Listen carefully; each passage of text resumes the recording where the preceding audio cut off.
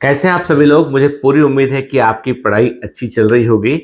और आप में से कई बच्चों ने कहा कि सर आप बायोलॉजी पढ़ाते हैं, आपका जो है वो नाम सुना हुआ है हम लोगों ने। भले ही हम आपके किसी बैचेस में अभी एडमिशन नहीं लिए हैं, तो क्या आप हमको थोड़ा बहुत भी गाइड नहीं करेंगे? क्या आप बताएंगे नहीं हमें कि बायोलॉजी किस तरीके से पढ़ना चाहिए और क्या बेस्ट तरीका है बायोलॉजी पढ़ने का, कि हम नीट में बायोलॉजी में 360 में से 345 प्लस नंबर हम लेकर आ सके।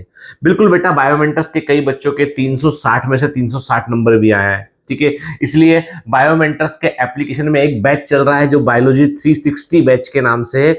यदि आप अकेला बायोलॉजी ज्वाइन करना चाहते हैं तो भी आप बायोमेंटस के बायोलॉजी 360 बैच में आप ज्वाइन कर सकते हैं। खैर, मैं कोई बैच यहाँ प्रमोट करने नहीं आया हूँ, मैं आपको ये बताने आया हूँ कि बायोलॉजी पढ़ने में हम क्या गलतियां करते हैं और किन गलतियों को हमें नहीं करना चाहिए। पहली सबसे बड़ी गलती करते हैं कि हम एनसीईआरटी का सीक्वेंस फॉलो करते हैं। बिल्कुल सही सुना आपने। पहली सबसे बड़ी ब्लेंडर मिस्टेक टीचर्स भी करते हैं, कोचिंग इंस्टीट्यूट भी करते हैं और बच्चे भी करते हैं। वो ये है कि वो एनसीईआरटी के सीक्वेंस को उठाकर पढ़ाना शुरू कर देते हैं। और मैं क्लियर कर दूं आपसे, चाहे किसी को अच्छा लगे या बुरा लगे, पर एनसीईआरटी को बड़े बेतरतीब तरीके से लिखा गया है। और एनसीईआरटी के सीक्वेंस पढ़ेंगे तो आप बड़े कंफ्यूज रहेंगे, आप जिग घूमते रहेंगे। आपको कॉन्सेप्चुअल क्लैरिटी चाहिए तो जिस सीक्वेंस को मैं बता रहा हूं उस सीक्वेंस को फॉलो करेंगे तो आपके कॉन्सेप्ट एकदम क्लियर रहेंगे। और दूसरा, जो टीचर्स इस वीडियो को देख रहे हैं, तो टीचर्स से भी मेरा अनुरोध है कि जो सीक्वेंस मैं बता रहा हूं, यदि आप लोग उस सीक्वेंस से बच्चों को पढ़ाएंगे तो बच्चों को बहुत फायदा होगा। ठीक है, चलिए देर नहीं करते हैं, हम शुरुआत करते हैं इस वीडियो के, जहां पर हम जो है वो सीक्वेंस पर बात करें। सबसे पहले मैं क्लियर कर दूं कि मैंने पूरी की पूरी बायोलॉजी, चाहे जो 11th क्लास है, 11th क्लास में आपके 19 चैप्टर 11th क्लास में है आपके, और 13 चैप्टर जो है वो 12th क्लास में है। तो मैंने इन सभी चैप्टर को जोड़कर तकरीबन जो है हमारे पास में जो है वो 32 चैप्टर होते हैं। इनको मैंने 4 सेट में डिवाइड किया हुआ है। ठीक है, शुरू कहां से करना है, खत्म कहां पर करना है, चैप्टर का सीक्वेंस बहुत बड़ा रोल प्ले करता है। कारण यह है कि जब आप किसी चैप्टर को पढ़ते हैं तो आपके पास एक अंडरस्टैंडिंग बनती है, उससे जुड़ा हुआ अगला चैप्टर पढ़ते हैं तो वो अंडरस्टैंडिंग वहां काम आती है, आपका विचार, आपकी अंडरस्टैंडिंग और बढ़ जाती है, कॉन्सेप्चुअल क्लैरिटी आपकी और बढ़ जाती है और आप चीजों को बेहतर प्रकार से समझने लगते हैं। देखिए, जब भी बायोलॉजी पढ़े तो सबसे पहले शुरुआत करें आप सेल से। यानी पहला चैप्टर जो सबसे इंपॉर्टेंट चैप्टर है, बेसिक चैप्टर है, वो है cell the unit of life. ठीक है, तो सेट वन में सबसे पहले आपको पढ़ना है cell the unit of life. Number 2 पे दूसरा चैप्टर पढ़ना है आपको सेल साइकिल और सेल डिवीजन। बिल्कुल सही। ठीक है, पहले cell the unit of life पढ़ना है, फिर सेल साइकिल और सेल डिवीजन पढ़ना है, और तीसरा चैप्टर पढ़ना है बायोमोलिक्यूल्स। ठीक है, तीसरा चैप्टर पढ़ना बायोमोलिक्यूल्स। ये तीनों चैप्टर 11th क्लास एनसीईआरटी से, इन तीनों चैप्टर को आप सीक्वेंस में कवर कीजिए। सेट 1 अभी पूरा नहीं हुआ है, सेट 1 अभी पूरा नहीं हुआ है। 11th क्लास एनसीईआरटी से शुरुआत करनी है, cell unit of life, cell cycle और सेल डिवीजन, बायोमोलिक्यूल्स। उसके बाद आ जाना है आपको कहां पर, आपको आ जाना है 12th क्लास एनसीईआरटी में। ये वीडियो टीचर्स के लिए बहुत काम का है और रिपीटर्स के लिए बहुत काम का है। फ्रेशर जो 11th क्लास में है उनको ये एनसीईआरटी के सीक्वेंस को फॉलो करने के अलावा कोई तरीका उनके पास है नहीं है।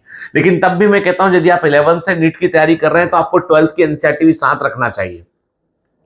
फिर सेट नंबर 1 में चौथा चैप्टर आता है, वो है मॉलिक्यूलर बेसिस ऑफ इनहेरिटेंस। तो पहले मॉलिक्यूलर बेसिस ऑफ इनहेरिटेंस को पूरा कीजिए। उसके बाद चैप्टर नंबर 5 पे आइए, वो है आपका principal of inheritance and variation, जो हमारे सीक्वेंस में चल रहा है। Principal of inheritance and variation को पूरा कीजिए। उसके बाद अगला चैप्टर जो आपको लेना है, वो चैप्टर, नेक्स्ट चैप्टर जो आपका होगा वो सेट 1 में जो नेक्स्ट चैप्टर आपका होगा वो होगा बायोटेक्नोलॉजी। क्या होगा? बायोटेक्नोलॉजी प्रिंसिपल एंड प्रोसेस, वो पढ़ना है आपको। Then biotechnology and its application पढ़ना है आपको। ठीक है, ये सेट 1 के चैप्टर है, ये सेट 1 के चैप्टर हैं आपके, जिनको आपको पूरा करना है। मतलब सेट 1 की का जो, यदि हम बोले आपसे सेट 1 कहां खत्म होता है, सेट 1 खत्म होता है बायोटेक्नोलॉजी पे जाके। तो किन चैप्टर को सीक्वेंस में पढ़ना है? Cell unit of life, cell cycle, cell division, biomolecule, molecular basis of inheritance, principle of inheritance and variation, biotechnology principle and process and biotechnology and its application. इनको आपको पूरा करना है। फिर आते हैं सेट 2 पे। अब जब जैसे ये पूरा हो गया तो आप पाएंगे कि ये सारे चैप्टर में, जैसे जो आपने सेल में सीखा, फिर सेल साइकिल में सीखा, फिर बायोमोलिक्यूल्स में सीखा, मॉलिक्यूल का सीखा हुआ पूरा मॉलिक्यूलर बेसिस में काम आएगा, वो सीखा हुआ प्रिंसिपल ऑफ इनहेरिटेंस में काम आएगा, वो दोनों चैप्टर का सीखा हुआ बायोटेक्नोलॉजी में काम आएगा आपको।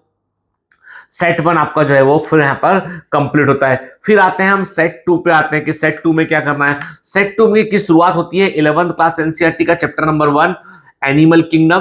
तो अब आपको एनिमल किंगडम शुरू करना है। एनिमल किंगडम पूरा करने के बाद दूसरा चैप्टर जो सेट 2 में आपको लेना है वो लेना है स्ट्रक्चरल ऑर्गेनाइजेशन इन एनिमल्स, वो लेना है आपको। इसके बाद सेट 2 पूरा का पूरा मूव करता है ह्यूमन फिजियोलॉजी में।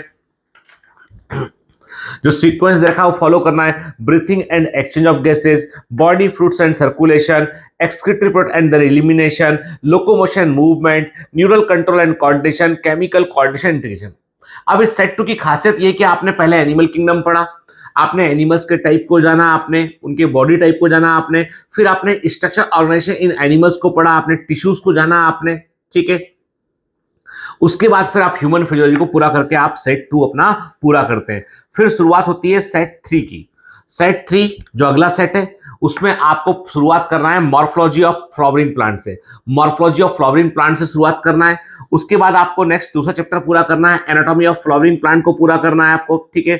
फिर इसके बाद आपको तीसरा चैप्टर जो उठाना है एनाटॉमी के बाद, थर्ड चैप्टर जो उठाना है वो उठाना है आपको जो है वो है फोटोसिंथेसिस इन हायर प्लांट्स, या आप sexual reproduction in flowering plant को पूरा कर लें आप। मैं बोलता हूं आप थर्ड चैप्टर में sexual reproduction in flowering plant को पूरा कीजिए, जो 12th क्लास एनसीईआरटी का चैप्टर है। उसके बाद आ जाइए आप प्लांट फिजियोलॉजी में, तो photosynthesis in flowering plant, respiration in plants, plant growth and development, ये चैप्टर पूरे कीजिए आप, ठीक है। देन हम आते हैं सेट 4 पे आते हैं हम, okay? तो सेट 4 पे जब आप आते हैं तो सेट 4 की शुरुआत होती है लिविंग वर्ल्ड से। 11th class NCERT living world को पहले पढ़िए, उसके बाद बायोलॉजिकल क्लासिफिकेशन को पढ़िए, फिर उसके बाद प्लांट किंगडम को पढ़ना है आपको। किसको पढ़ना है? प्लांट किंगडम को पढ़ना है सेट 4 में। और जैसे ही प्लांट किंगडम चैप्टर आपका पूरा होता है उसके बाद आपको आना है 12th क्लास एनसीईआरटी में, आपको आना है प्लांट किंगडम पढ़ने के बाद माइक्रोब्स इन ह्यूमन वेलफेयर पढ़ना है। क्या पढ़ना है आपको? माइक्रोब्स इन ह्यूमन वेलफेयर पढ़ना है आपको। और उसके बाद फिर आपको जो है वो आ जाना है इकोलॉजी में, जहां आपको ऑर्गेनिज्म एंड पॉपुलेशन, इकोसिस्टम और बायोडाइवर्सिटी पढ़ना है आपको, ठीक है। और सबसे आखिरी चैप्टर जो कवर करना है वो है आपका इवोल्यूशन। मतलब आपके पूरे की पूरे बायोलॉजी को 4 सेट में बांटा है। जब आप इस सीक्वेंस में पढ़ते हैं ना बेटा, तो आपको 50% इंफॉर्मेशन जो पिछले वाले हिस्से की होती है वो पूरी दोबारा से रिकॉल होती है। अब मैं एनसीईआरटी के सीक्वेंस जाऊंगा ना, तो कभी देखिए अब एनसीईआरटी क्या बोल रहा है, sexual reproduction in flowering plant, वो पढ़ लिया, फिर ह्यूमन रिप्रोडक्शन पे आ गए हम, ठीक है। या हम इधर 11th एनसीईआरटी में जाए हम लिविंग वर्ल्ड, क्या है कि आप प्लांट किंगडम तब तक नहीं समझ पाएंगे जब तक मॉर्फोलॉजी का नॉलेज ना हो आपको। कहने का मतलब यह है कि मेरी रिसर्च है, ये बहुत सालों से पढ़ा रहा हूं मैं 1996 में मेडिकल के लिए सिलेक्ट हुआ था मैं, मेरा 7th रैंक था, मेरा 638 रैंक था, मेरा 38 रैंक भी था, all India PMT AFMC 10th rank था। तो मैंने बहुत पढ़ाई की हुआ है, तो मैंने बहुत सालों से पढ़ा रहा हूं, तो मुझे पता है कि what is the right sequence. अभी तो कुछ चैप्टर कम हो गए, ठीक है, तब ये बात कर रहे हैं। तो सही सीक्वेंस क्या होता है? सही सीक्वेंस वो होता है कि जो भी आपने पहले का चैप्टर पूरा किया है वो चैप्टर की इंफॉर्मेशन आगे भी आपको काम आ जाए। फिर कोई भी चैप्टर पढ़ते हो तो उस चैप्टर के बारे में कम से कम एक सिंपल सा फंडा दिमाग में डाल लीजिए कि चैप्टर को एक बार कंप्लीट करने के बाद हमारे पास 3, 2, 1 होना चाहिए। मतलब हमारे पास ऐसे नोट्स होना चाहिए जिनको हम 3 घंटे में रिवाइज कर सकें। मतलब उस चैप्टर के जो नोट्स बनाओगे 3 घंटे में रिवाइज कर सकें, ठीक है। उसके बाद आपके पास हाईलाइटेड पॉइंट होना चाहिए जिनको आप 2 घंटे में रिवाइज कर सकें। उसके बाद एक आपको उन नोट से भी छोटा नोट बनाना है जब रिवीजन के दौरान, जो 1 घंटे में रिवाइज कर सकें आप।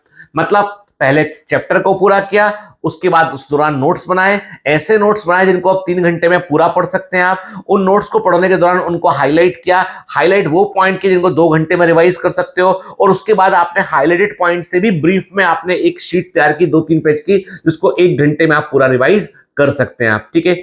ये करोगे तो कभी भूलोगे नहीं बेटा।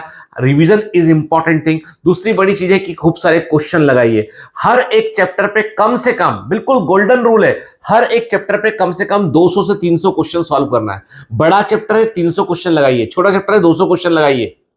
हमारी तो सर एमसीक्यू बुक में इतने क्वेश्चन नहीं है, तो भैया बायोमेंटर्स का टारगेट बैच ज्वाइन कर लो, वहां पे खूब क्वेश्चन लगवाए जा रहे हैं, नोट्स में भी क्वेश्चन जमकर मिल रहे हैं आपको। What if type question, case study based question, match the column type question, fill in the blanks type question, multi statement question, बहुत तरह के क्वेश्चन आपको दिए जा रहे हैं ताकि आप एग्जाम में अच्छा परफॉर्म करें। देखो, युद्ध की तैयारी पहले से होती है, सीधा युद्ध जाके लड़ोगे तो हार जाओगे, पहले से तैयारी करनी पड़ती है। इसलिए बायोलॉजी को अपनी ताकत बनाओ। मैं मानता हूं फिजिक्स इंपॉर्टेंट है, केमिस्ट्री इंपॉर्टेंट है, पर आपकी ताकत बायोलॉजी होना चाहिए। आपको 345 से प्लस के ऊपर नंबर लेके आना है। जितना ज्यादा स्कोर बायोलॉजी में करोगे उतना बर्डन फिजिक्स और केमिस्ट्री पर आपका कम होगा। समझ गए?